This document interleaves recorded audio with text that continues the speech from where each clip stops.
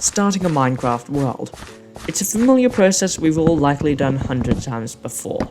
Spawn in, punch a tree, make a crafting table, craft a pickaxe, mine some stone. Oh wait, this is a Hytale video, isn't it? Okay, so how will you start a world in Hytale? I mean, it won't be the same as in Minecraft, right? Right? Well, in an Edge article released about Hytale, the game's lead developer Noxy tells us that the first thing that would happen in Hytale, the team decided, was that a player would spawn in front of a tree. They would then punch the tree expecting for it to break into craftable material. Instead, their player would just say, "Oh."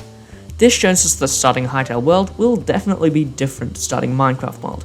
Punching down a tree would actually damage the player, meaning that it would not only be more realistic, but also bringing up the question of if we can't just beat up a poor defenseless tree and harvest its organs for crafting material, how do we progress in the game? Well, glad you asked, dear viewer, because I have a theory. A Hytale theory. That was an awful MatPat impression, Fierce. What are you doing with your life? Well, bad American accents aside, this is my theory. So, you know these stones that are lying around on the ground everywhere? Yeah, I think they're going to be a key part in beginning your Hytale world. You'll pick them up and use them to make stone tools. We know that you can pick them up using F and throw them, so it isn't that much of a stretch to assume you can pick them up and use them as crafting material.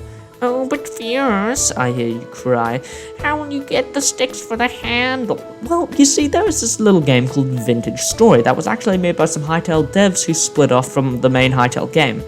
In Vintage Story, to get sticks, you need to break bushes which you find growing on the ground, as well as leaves, because in that game, like in Hytale, you can't just spawn in and break down a tree with your bare hands. Because the two games started off as one game originally, I believe that this is also how you'll begin your journey in Hytale. You will use the stones and sticks that you've gathered to craft a rudimentary axe, which you will then use to cut down your first tree. Wait, who are you? There is one thing that my past self didn't consider, however. In this image of stone axes, we see that it is very obviously bound by leather. And this iron sword requires 2 light leather to craft, showing us that these tools will likely require light leather to create, which I assume we will get from actual leather, which can be gotten from the hide of animals like deer, horses, trucks, cows, and so on. At least I'd assume. But if you have no weapons or even tools, how are you supposed to kill animals and get the leather? At this picture, I think we can find the answer. This stone sword appears to be bound by grass and leaves, so we could possibly combine stones, sticks, and grass to create a stone sword, allowing you to kill mobs, get leather, and finally be able to create a first axe and cut a tree down. Now armed with wood, you will turn it into planks and make a workbench. In the vicinity of a workbench, your crafting will be upgraded to allow you to do things like work metals and create higher tier gear. Once you've completed this basic progression, however, night will have likely fallen. But I don't actually think this will be much of a threat.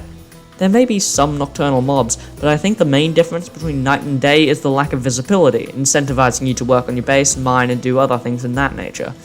Unless you have a bed, and in that case all your problems are solved. You will then likely start mining.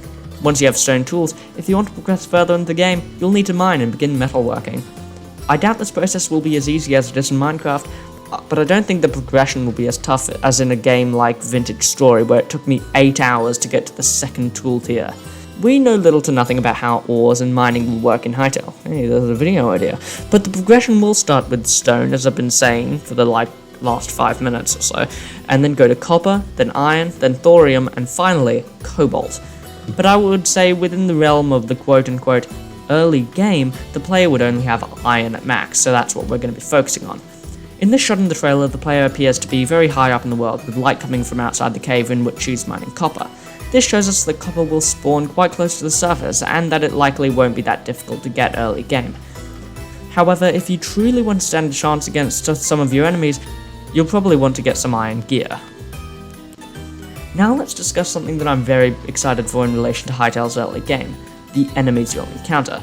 It'll greatly depend on the zone in which you spawn in, because you have the choice between spawning in zones 1, 2, and 3.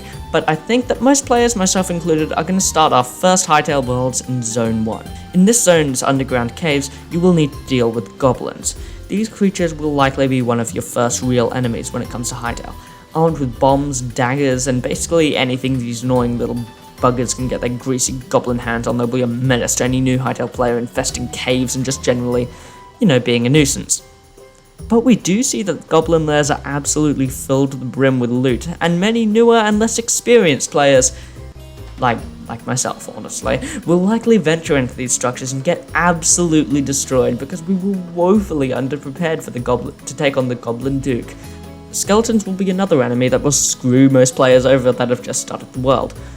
They are mostly found in the game's generated structures, meaning that anytime you consider trying to get loot, you'll need to fight them, which will get quite annoying quite quickly in my opinion, with skeletons likely becoming the most iconic enemy in the Hytale community.